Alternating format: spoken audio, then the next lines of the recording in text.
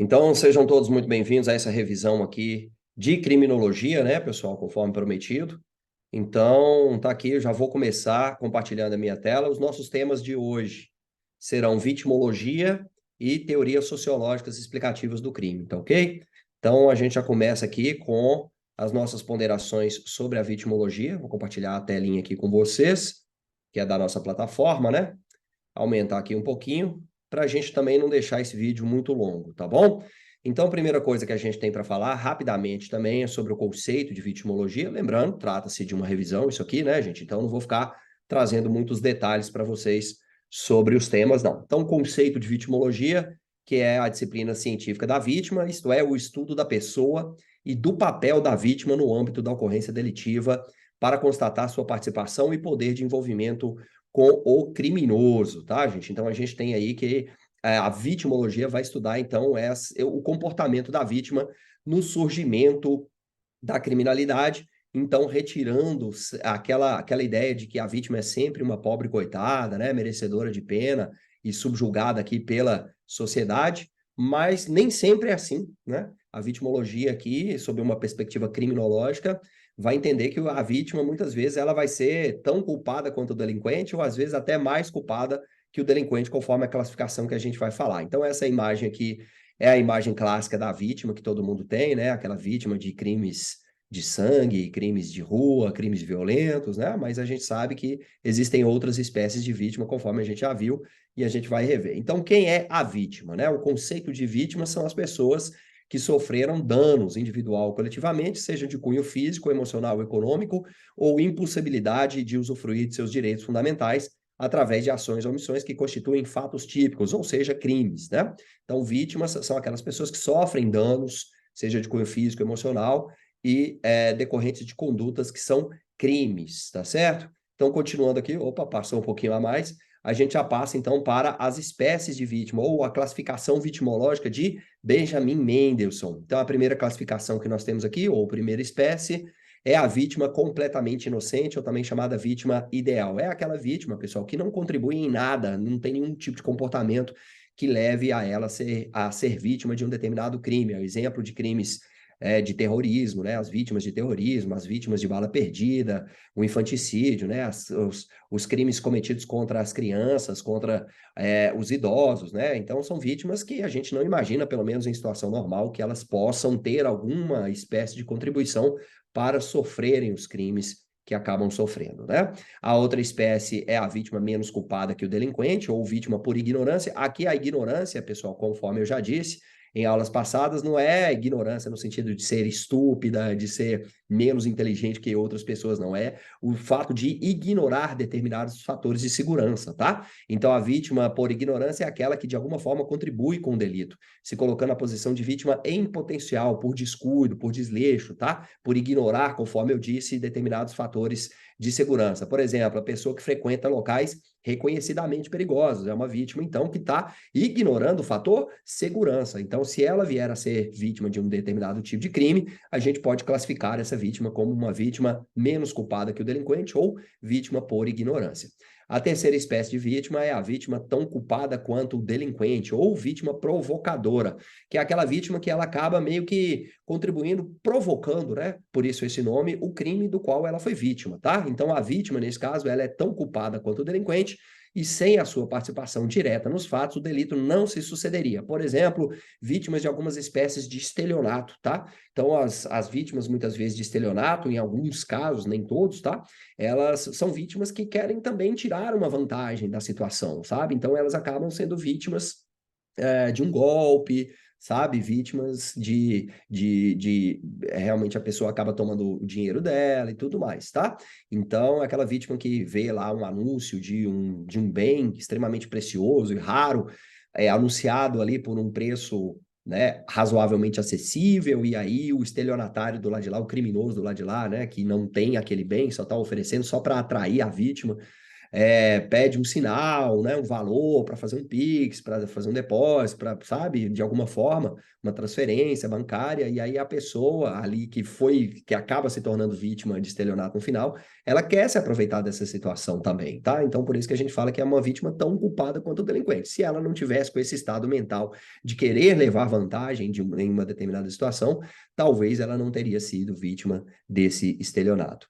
A quarta espécie é a vítima mais culpada que o delinquente, também chamada de falsa vítima. Pessoal, esse aqui é o exemplo clássico, né, do pai que mata o estuprador da filha ou a mãe que mata o padrasto do seu filho devido a agressões daquele em relação a este. Neste caso aqui, conforme eu disse em aulas passadas, pessoal, nós temos aqui que essa vítima ou falsa vítima, tá? Essa espécie de vítima chamada de vítima mais culpada que o delinquente ou falsa vítima, ela na verdade, a gente tem que analisar ela em dois momentos. Num primeiro momento, ela é a provocadora de um crime, né? Ela é uma criminosa e justamente em razão desse crime é que ela se torna vítima de um novo crime. Então a gente fala que a falsa vítima, ela é criminosa no antecedente e vítima no consequente. Então é o clássico exemplo que a doutrina nos dá do pai que mata o estuprador da filha, tá? Então esse estuprador, ele foi morto pelo pai da filha, tá? Mas ele só foi morto porque no consequente, né, ele se tornou vítima de homicídio porque no antecedente ele era o criminoso estuprador, tá? Então nós temos essa situação aí da vítima mais culpada que o delinquente ou falsa vítima, entre aspas, tá? E por fim, a vítima como única culpada, tá? É aquela que é a vítima em que ela, apenas ela e ninguém mais provoca ali um crime, sabe? Ou uma espécie de lesão que ela sofre, conforme a gente viu, a vítima é aquela pessoa que sofre uma lesão, tá?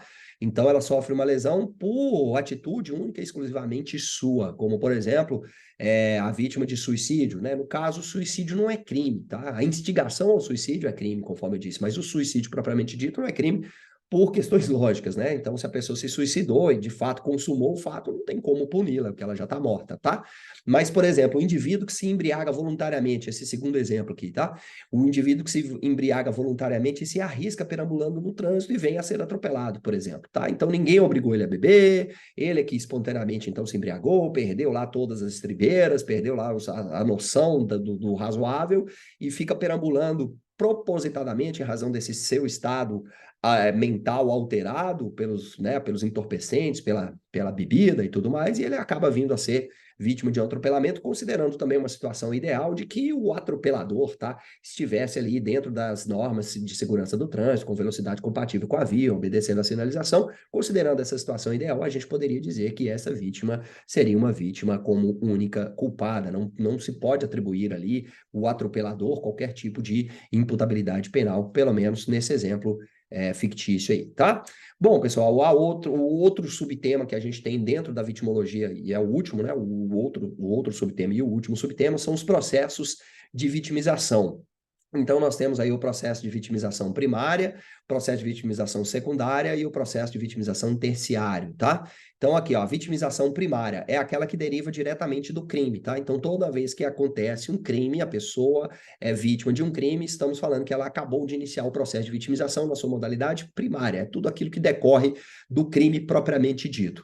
A vitimização secundária, também chamada de sobrevitimização, pessoal, é o que a doutrina fala, que é um sofrimento adicional que a vítima sofre, então acaba tendo que passar por ele, além do sofrimento do crime propriamente dito, então ela acaba sofrendo uma segunda vez, seja porque ela precisa, então, ao procurar a autoridade policial para poder fazer a queixa-crime, ela precisa reviver aquilo tudo mentalmente, novamente, ela tem que lembrar de detalhes do crime, né? Imagine, por exemplo, né, uma pessoa que sofreu um crime de estupro, ela vai ter que relembrar, coisas que às vezes ela quer, na verdade, esquecer, né? Então, a gente tem que considerar essa vítima e além da vítima do crime propriamente dito, lá a vitimização primária do crime de estupro, dos danos que ela sofreu propriamente dito, ela ainda tem essa sobrevitimização desse momento ali que ela vai ter que reconstituir, ainda que mentalmente, muitas vezes a gente tem que, né, a polícia convoca ali durante a fase de inquérito policial para a pessoa reconstituir tudo de novo, fisicamente também, não só mentalmente, e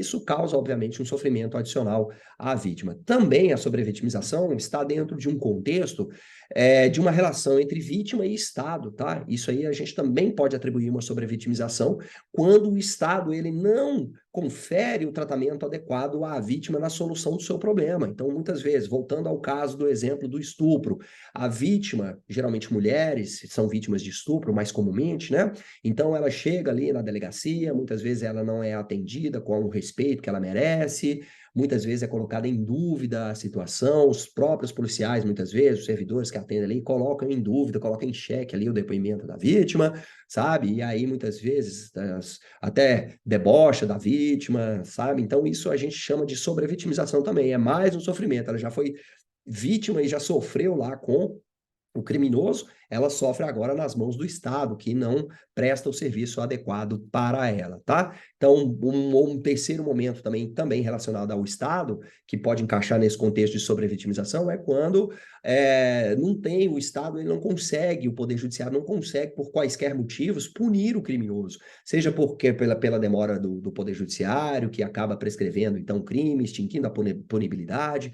Então, você chega ali até dar uma esperança para a vítima, começa a processar aquele criminoso, mas o Estado não termina, e aquele criminoso, muitas vezes, ele vai preso, ele sequer tem a pena dele concluída, tá? Então, isso também gera um sofrimento para a vítima, que vai ver ali, então, o criminoso sair livre, tá? Então, isso gera um sofrimento a mais para a pessoa. Então, todos esses três casos aqui, tá? A gente tem a ideia de sobrevitimização ou também vitimização secundária.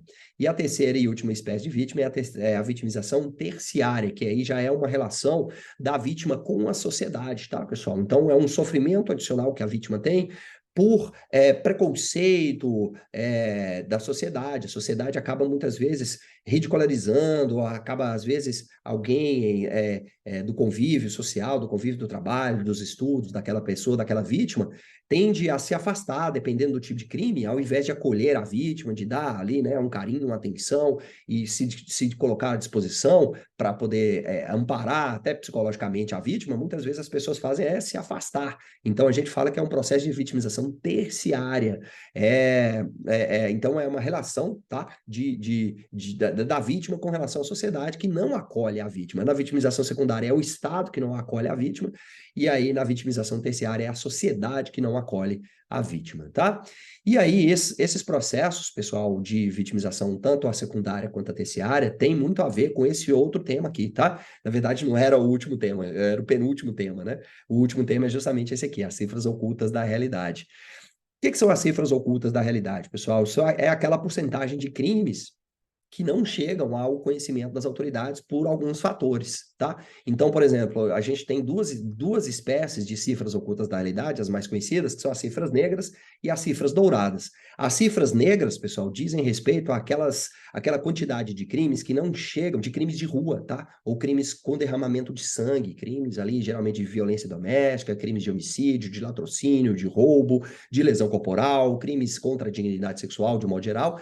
Quando a gente tem esse tipo de crime que não chega ao conhecimento das autoridades, a gente tem, então, a chamada cifra negra. E por que que isso acontece? Por que que nem todos os crimes chegam ao conhecimento das autoridades? Muitas vezes porque a pessoa ou ela não acredita que o Estado será capaz de resolver o problema dela, ou porque ela se sente envergonhada, tá? Então, por exemplo, uma vítima de estupro, mais uma vez, que é um crime contra a dignidade sexual, ela muitas vezes pode nem sequer procurar a autoridade policial, nem a autoridade judiciária, por vergonha, por medo de as pessoas descobrirem de que vai ter um processo, de que ela foi estuprada, e ela fica com vergonha, acaba não procurando, ou porque ela foi ameaçada e tem medo lá do seu algoz, né, do criminoso, do estuprador, e acaba ficando quieta para não dar problema, né, porque também isso aí decorre, ela acaba achando que o Estado não vai ser competente o suficiente para punir aquele criminoso, então ela fica quieta e não comunica. Então, de fato, o crime ocorreu, mas ele não chega às estatísticas, ele não chega ao conhecimento das autoridades. Da mesma forma, o mesmo raciocínio a gente aplica para as chamadas cifras douradas, mas aqui é com relação aos chamados crimes do colarinho branco,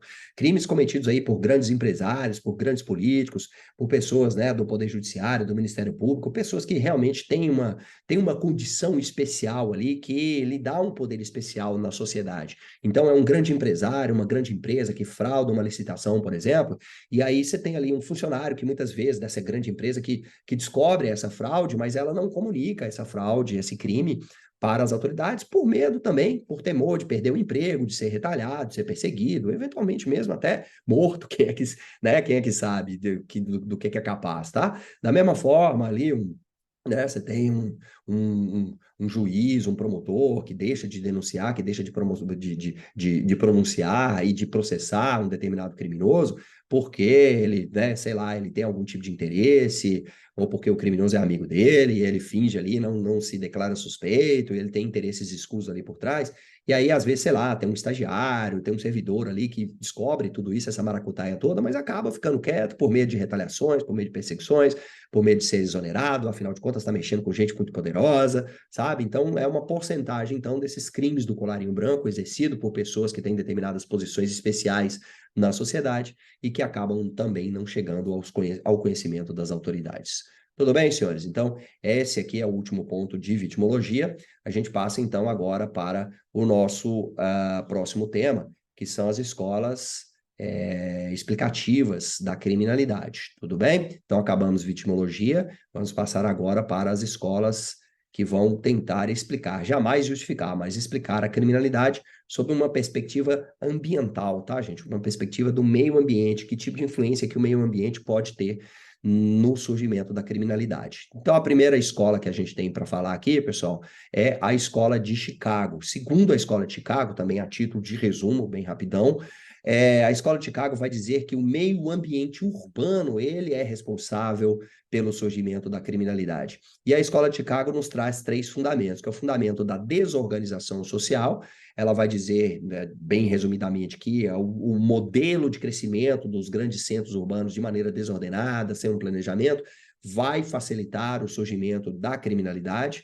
Ela tem um segundo fundamento, que é a teoria das zonas concêntricas, que diz que quanto mais perto do centro da cidade, do centro nervoso, onde ocorrem todas as transações comerciais e tudo mais, quanto mais perto desse centro, mais degradada seria a área e, portanto, seria, então, mais propícia para o surgimento da criminalidade. À medida que a gente vai afastando desse centro nervoso da cidade, vai indo mais para a periferia, mais para longe, a criminalidade tende a diminuir. Então, essa teoria é chamada de teoria das zonas concêntricas ou também teoria dos círculos concêntricos, é a mesma coisa, tá? Então, você tem o loop, que é o centro nervoso, aí depois mais afastado um pouco você tem a zona de transição, depois você tem uma área residencial de trabalhadores em geral, depois uma área residencial de classe média e alta, depois as áreas, por fim, né, as áreas mais periféricas, mais fora da cidade e também chamadas de cidade satélite. Isso aqui então é a representação desse segundo fundamento da escola de Chicago, né? Essa teoria dos círculos concêntricos, onde o 1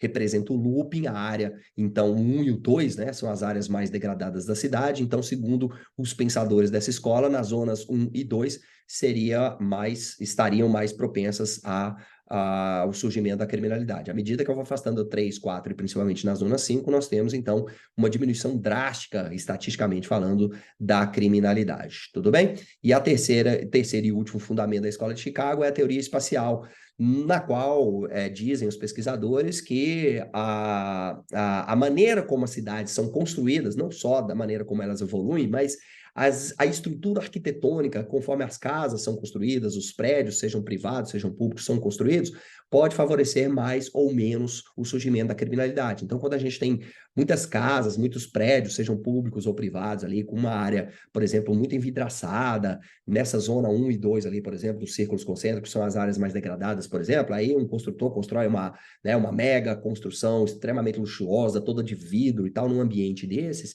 existe uma possibilidade ali, não quer dizer que vai ocorrer, mas existe uma possibilidade de as pessoas tenderem a degradar essa área, sei lá, a apedrejar, a tentarem ser refratários às pessoas que frequentam essa construção, sabe?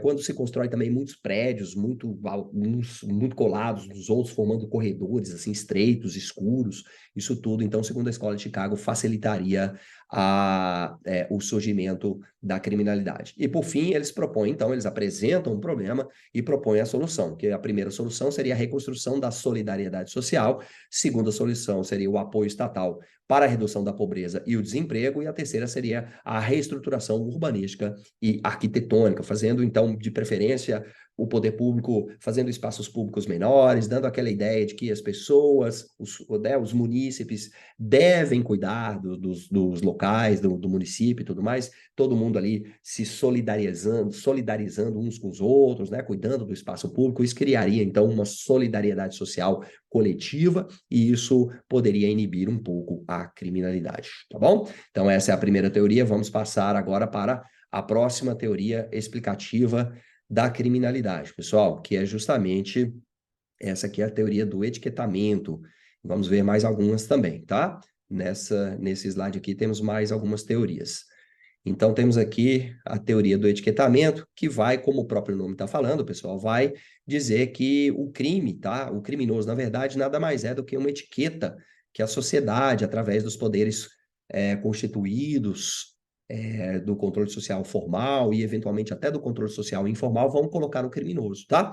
Então, a teoria do labeling approach, numa tradução livre, seria a teoria do etiquetamento, também conhecida como teoria da rotulação da reação social, tem dois fundamentos. O primeiro fundamento é o da valoração social da conduta delitiva, que vai dizer que a conduta delitiva, o crime, ele não é um crime, a conduta criminosa, o problema não é da conduta em si, mas do valor que a sociedade dá a ela, né? Então, eu posso ter uma conduta que hoje não é crime e amanhã, de acordo com o valor que a sociedade der a ela, ela pode virar crime. O exemplo que eu gosto sempre de trazer é o crime de adultério, que até pouco tempo atrás era crime no ordenamento jurídico brasileiro, porque a sociedade valorava essa conduta como crime. Hoje, o adultério já não é mais crime. Então, nós temos uma nova valoração dessa conduta pela própria sociedade e, obviamente, né, isso vai refletindo no poder legislativo, no poder judiciário também, porque poder legislativo e poder judiciário são frutos dos valores sociais de uma determinada nação, tá?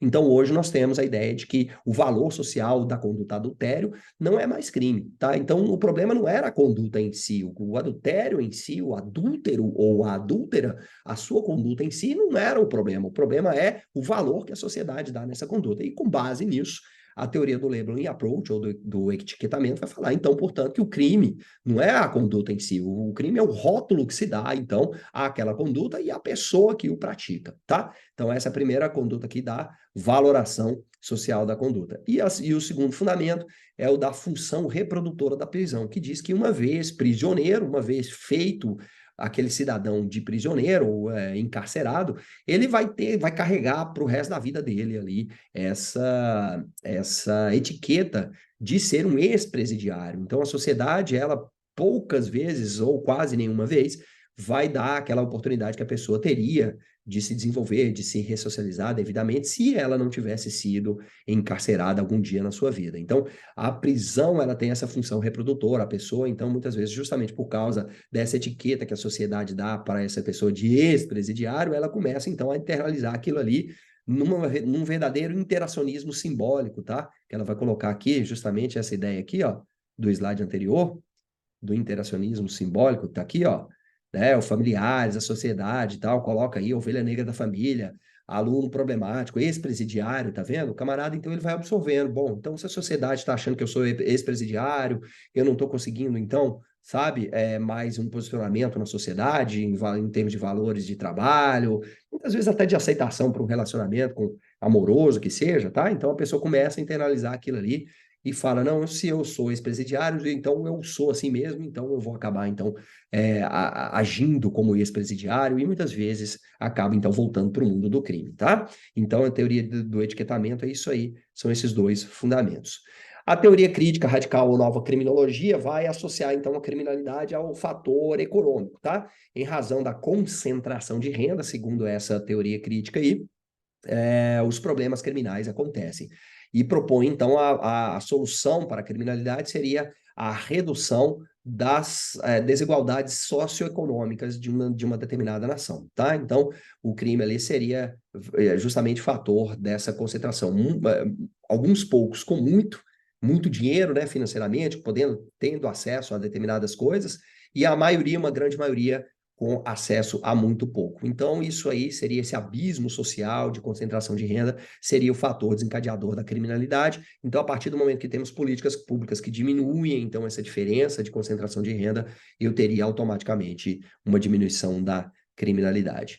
E, por fim, temos aqui a teoria das janelas quebradas. Por fim, assim, deste momento, desses slides, né? Temos mais um slide com mais duas teorias para a gente finalizar, então. Teoria das janelas quebradas vai nos propor que o seguinte, pessoal, a partir de uma experiência que foi feita, sabe, na cidade de Nova York, em algumas cidades, na verdade, dos Estados Unidos, você tem que o seguinte, que uma janela quebrada em uma determinada fábrica ou de um automóvel e tudo mais, se a pessoa, o responsável ou os responsáveis não consertarem imediatamente, isso vai dar uma noção de que o restante da sociedade pode, então, depredar aquela fábrica ou aquele carro e tudo mais, justamente porque dá uma ideia de desleixo, de que não tem ninguém cuidando. E isso a gente transfere para a noção de políticas criminais no seguinte sentido, dizendo que o poder público ele deve reprimir exemplarmente os pequenos delitos, para que dos pequenos delitos não decorram os grandes delitos, sabe? Então, uma pessoa hoje que comete um pequeno delito de menor potencial ofensivo, mas ela não tem uma resposta eficaz, uma resposta exemplar do Estado, existe uma tendência de amanhã ela cometer um crime um pouquinho mais grave, e se ela também não for punida exemplarmente, depois de amanhã ela comete um crime mais grave ainda e ela tende então a virar, né, uma criminosa, uma pessoa criminosa extremamente perigosa para a sociedade, cometendo crimes cada vez maiores, cada vez mais horrendos na sociedade. Então, é essa a ideia. Então, o Estado ele deve reprimir exemplarmente os pequenos delitos, as pequenas, né, as pequenas condutas, por menor que seja o potencial ofensivo daquela conduta, ela deve ser exemplarmente punida pelo Estado, com mão de ferro, com uma mão, né, extremamente pesada, claro que dentro da proporcionalidade prevista dentro da lei, tá? Mas deve ser reprimido. O Estado não deve fazer vista grossa para os pequenos delitos, dizendo, não, isso aí não tem nada não, a pessoa, sabe, é de menor potencial ofensivo, é insignificante, isso não causou dano nenhum para a vítima, sabe? O Estado não pode agir, muito pelo contrário. Pela teoria das janelas quebradas, ele deve então reprimir exemplarmente mesmo os pequenos delitos. E isso resultou numa política muito conhecida na cidade de Nova York e mundo afora, inclusive Brasil, tá?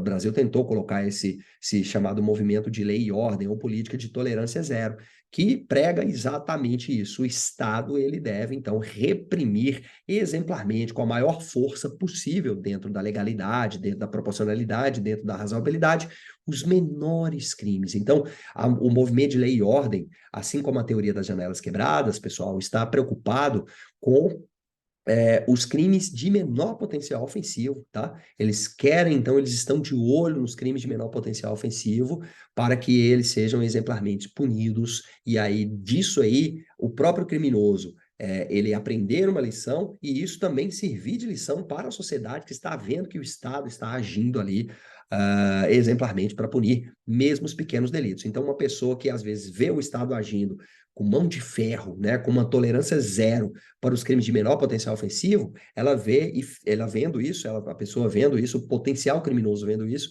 e que eventualmente ele tinha em mente praticar um grande delito, ele acaba pensando duas vezes em praticar esse delito, pensando, né, olha, se o Estado está agindo desse jeito, com quem está cometendo crimes de menor potencial ofensivo, imagine se eu, que estou pensando aqui em cometer um crime grande, de grande potencial ofensivo, o que é que o Estado não vai fazer comigo, tá? Então isso inibiria tanto o próprio criminoso do pequeno delito, quanto eventuais criminosos de delitos maiores de cometerem os seus crimes.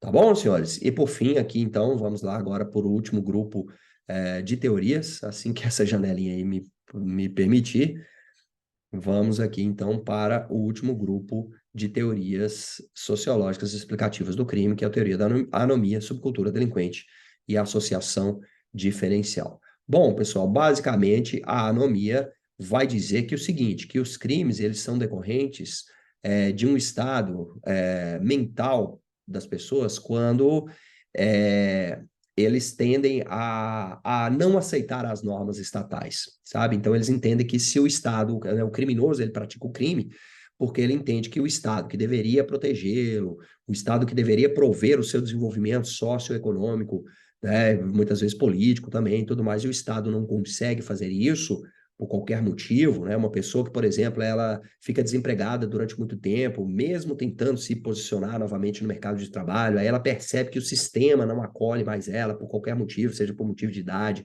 por motivo de qualificação profissional, sabe? Mesmo a pessoa tentando, ela entende que esse sistema estatal, social, não está acolhendo ela. Então, portanto, esses sistemas de normas estatais, normas sociais, também não vão servir para ela. Então, é um sentimento de anomia, de negação da norma.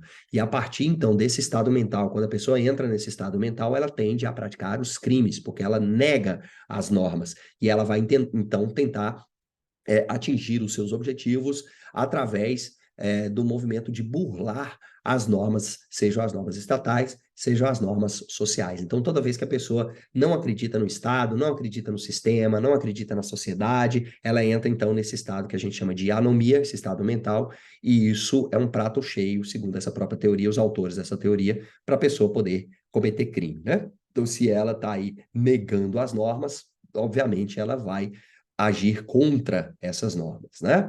Então, a gente tem aqui todas essas subteorias aí, que eu não vou falar de novo, né? Que a gente já tem aula sobre isso.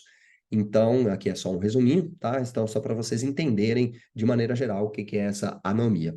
Bom, a próxima teoria é a teoria da subcultura delinquente. Essa teoria também, de maneira geral, pessoal, ela é a teoria que explica a criminalidade infanto-juvenil, tá? Por quê? Porque são pessoas que estão numa idade inclusive mental, de adquirir a chamada cultura social. Qual é a cultura social? A cultura social é aquela cultura que a sociedade prega de maneira geral, tida como normal para todo mundo. Tá? Então a pessoa é criada num ambiente familiar, a pessoa, né, ela tem que estudar numa escola regular, seja pública, seja privada, depois ela tem que ir fazer um curso superior, depois ela tem que ir trabalhar. Então, seguindo esse padrão de cultura social mesmo, normal, tá? Para poder atingir os seus objetivos e ser considerado aí, então, um cidadão de bem. Isso é o que é o esperado dentro da normalidade de uma sociedade.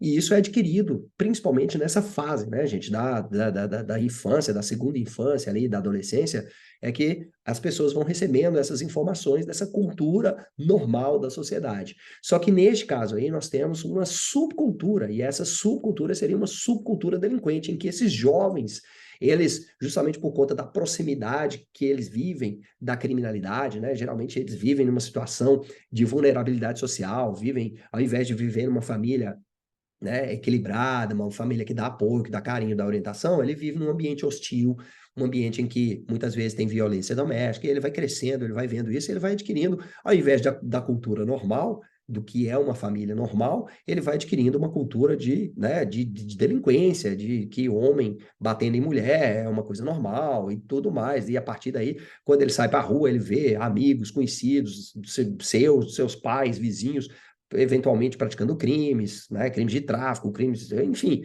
vários tipos de crime. Então a gente tem aí o jovem ele vai adquirindo essa personalidade, essa subcultura chamada subcultura delinquente e tende a se tornar um criminoso também já nessa idade ou então no futuro bem próximo, tá? Então é uma subcultura que vai adquirindo aí, vai sendo herdada pelo meio ambiente em que o jovem está vivendo. Tudo bem? Geralmente, os crimes praticados por esses jovens que adquirem essa subcultura delinquente são, sim, crimes de rua, tá? Geralmente são crimes de tráfico, conforme tá representado aqui nessa imagem, crimes aqui de homicídio, de latrocínio, crime de roubo, geralmente, então, esse público jovem, explicado pela teoria da subcultura delinquente, o tipo de crime praticado por eles são exatamente esses aí, né? Os crimes chamados de rua ou crimes de sangue. E por fim, gente, a última teoria sociológica explicativa do crime que nós temos para falar nessa aulinha de hoje é uma teoria muito parecida com a anterior, só que do ponto de vista dos crimes do colarinho branco. Então, nós temos essa chamada teoria da associação diferencial, que vai propor, assim como a teoria da subcultura delinquente, vai propor que o crime ele é aprendido a partir da vivência da pessoa, sabe? Mas aqui na associação diferencial, ao invés de nós termos jovens entrando para o mundo da criminalidade de rua, da criminalidade de sangue, muitas vezes nós temos aqui também jovens, mas boa parte dos criminosos aqui explicados pela teoria da associação diferencial são adultos, mas que vão aprender com os criminosos do colarinho branco, como é que se praticam determinados tipos de crimes, tá? Então, a teoria da associação diferencial vai dizer que o crime ele é aprendido, ele não é herdado por características biológicas ou antropológicas, como colocava lá o Lombroso, sabe? Nem era um problema de negação da norma, como a teoria da anomia fala, tá? Nem dizendo que o crime essa é uma teoria que vai também retirar o preconceito de que se tem de que os crimes, quase todos eles, ou sempre, a boa parte das pessoas acha que os crimes têm a ver com questões de falta de oportunidades financeiras, sociais. A teoria da associação diferencial vai falar que não, que na verdade o crime ele é apreendido. Inclusive, nós temos aí os criminosos do colarinho branco que aprendem, boa parte das vezes, a serem criminosos.